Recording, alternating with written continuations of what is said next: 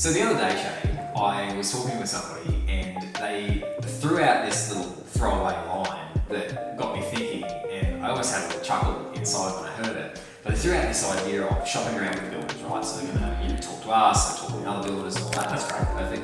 But then they threw out this line of, we really want to compare apples for apples. Oh. And I did have a little chuckle because I was like, apples for apples. It's an interesting comparison when you're talking about builders. I mean, I just even think about anything, if you're buying a car or buying whatever, it's never apples for apples. A Mercedes is not the same as, a Hyundai, or whatever it might be. But at the same token, it's like, okay, what does apples for apples really mean? Because ultimately what they were saying is they were going to look at two plans side by side, two prices side by side, they were going to be the same, and that would therefore be the apples for apples. And I'm thinking, but hang on a minute. First and foremost, even if you had two builders, us, another builder, whoever it is, with two same plans, two same prices, I promise you're not going to get the same experience and the same result with either one of them, whether that's because of build quality, whether that's because smoothness of process, whether that's because of connection with the build, any number of reasons. It's never apples for apples. And I understand something's going to fit for one person, not fit for another, totally get that. But this idea of apples for apples really got me thinking, man, I don't think that's the right kind of comparison.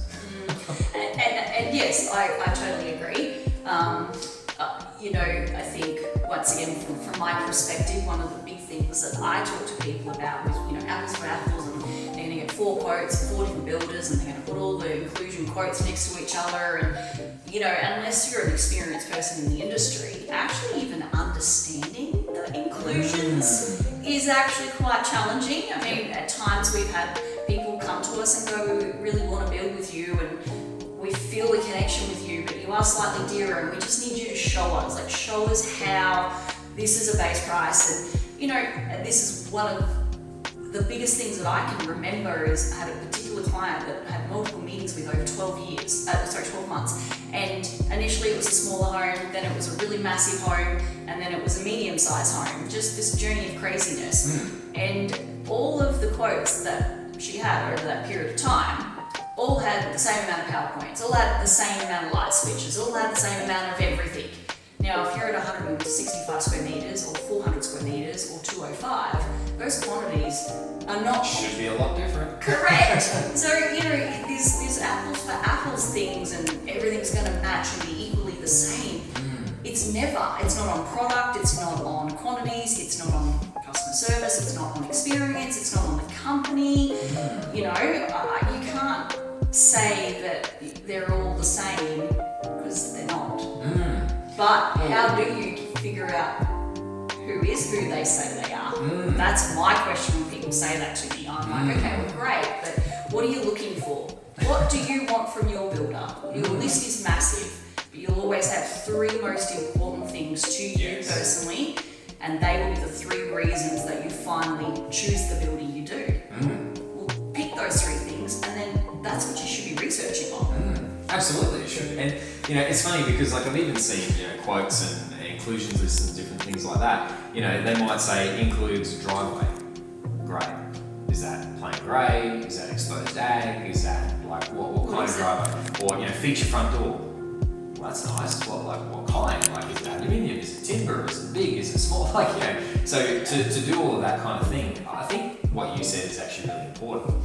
It should be more about, what are the important things to get out of this build process, And I would think for a lot of people, I know we tend to hear the same sort of theme coming through from a lot of people, which is I'm interested in making sure that I can trust the builder that I'm working with, because it's a long relationship. I want to know I can trust them, and I want them to communicate well with me. We need to be able to talk. I want to know all the stuff, don't hold information back from me, and I want a quality home when it's all said and done. So that's great, and if that's the things that are important to you, then that's actually the apples, so to speak, that you should be comparing with and going, can this builder deliver on what I want? Not just, any builder can design any house, and we're all builders, we can build any house. That's not necessarily the problem, but the problem is the end result and how you got there.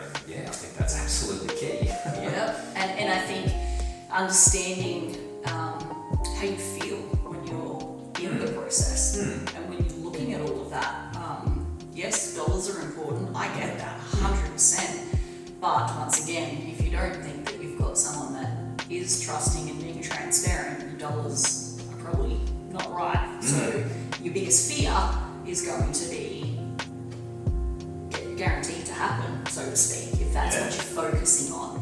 I think people need to ask more questions of the builders and the team that they're going to be working with, and understand what their structure is, what their process is, how they perform, and then go and compare them side by side. These guys gave me more information. These guys offer more support through the process. That would be more apples for apples. But I think when people think that they can pull down price, product, inclusions, it's definitely not something that is achievable, because we struggle to do it. We can go out and get multiple documents from other companies, and we're like, oh man, like it's so airy-fairy. Yeah, and it's not necessarily, I think, all the time because anybody's trying to be intentionally vague or intentionally misleading. It's just that we all do things so differently.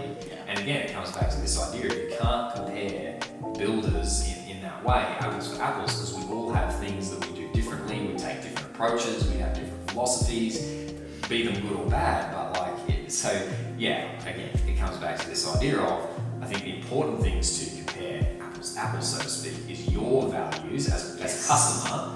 Do they align with my builders? If they do, well then I've probably found the right fit. If they don't, well then I probably need to find someone who does actually connect with that. That, I think, ultimately, that's the more important thing, and that's the takeaway, I think, from today is, this apple. Again, I just always laugh when I hear people say apples to apples.